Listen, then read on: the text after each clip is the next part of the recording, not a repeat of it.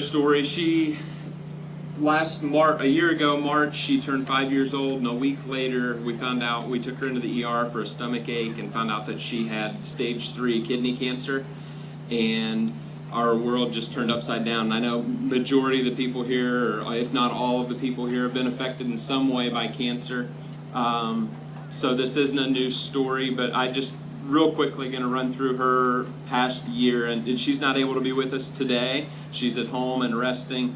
She was at the hospital most of the day today, but right after she was diagnosed, there were a lot of complications that went up into her heart, through her renal vein and her IVC, and they needed to do a biopsy. So they took a biopsy of her kidney, and her kidney, the tumor went from the size of a softball to within 2 days the size of a football. And she weighed like 35 pounds at 5 years old. So it took up this entire side of her body.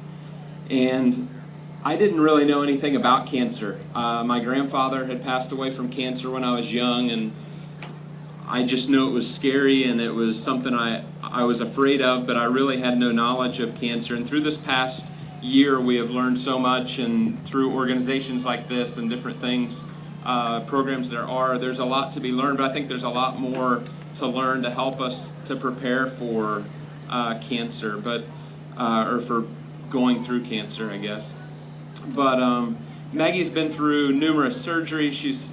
They opened her chest up to reconstruct her main vein and had her kidney removed, and she's been in emergency surgeries and had chemo, been through radiation, and she finally finished treatment last October.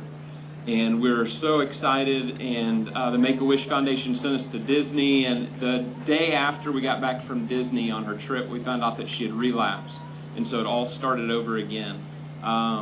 And she's went through more chemo and more radiation, and like I said, today she's not feeling well, but she's still fighting. She's still hanging in and doing best she can with the circumstances. But the main reason I wanted to share kind of what I've been through, I've not personally been through cancer, but I feel like I have. It was my daughter, my baby girl, and there's moments when I wish I could fix it, but I just can't. And I think we all experience that. But two of the greatest lessons that I've learned through this experience has been gathering together like this with friends and family and loved ones means more than, if you've not been through cancer, it means more than you would ever realize, more than you could possibly know. To know that there's people with you that love you and support you and praying for you, and when you want to cry, they're there.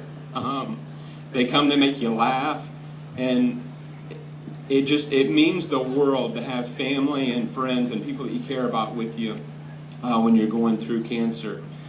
The other thing that I learned is that in the moments when I didn't know what to do, when they took my daughter into surgery one night for emergency surgery, and they told me that they need to stop the bleeding. It was when her tumor grew from a softball to a football size. They said, we've got to get the bleeding stopped now. It's bleeding into itself and growing.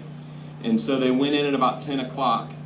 And the first surgeon, I got to talk to him for just a brief moment. I said, what are her odds of surviving this? And he said, if I don't stop it, her odds are very slim. But if I don't stop it here, he cut her stomach open, was going in looking for the bleeding. He said, there's one other route we can go, that we'd send her to another surgeon. So he finished up with no luck.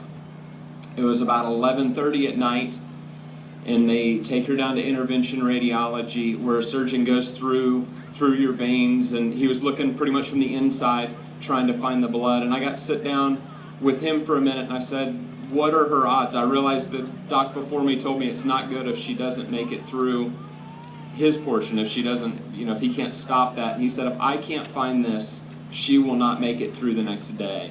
And he said, I'm looking for a needle in a haystack.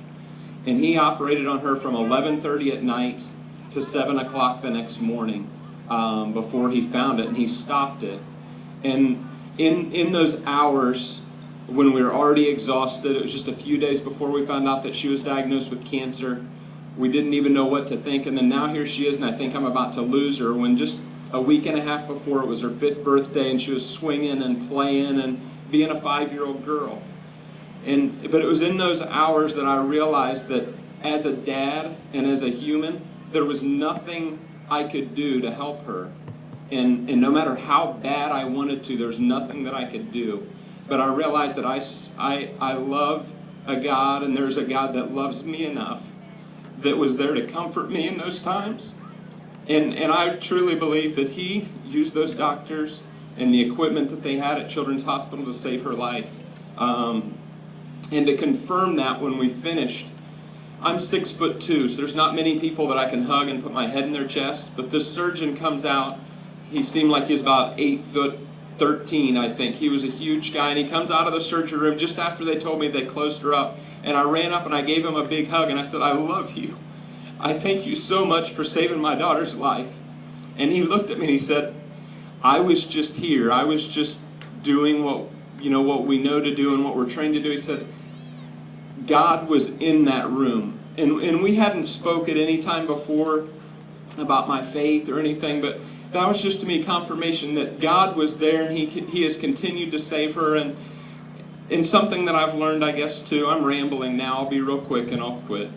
But I had come to terms in those hours that whether she made it or whether she had not, God was still good. And I saw that in my grandfather's life. My grandma's here today, but my grandma had passed away, and she still loves God because He is a good God. And my grandfather didn't survive cancer, and to this point my daughter has, and I'm thankful.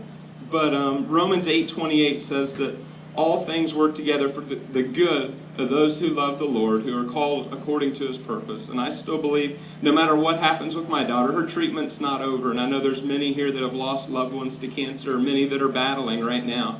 But either way, we serve, and there is an awesome God that I serve. I hope that all of you here know Him and serve Him as well.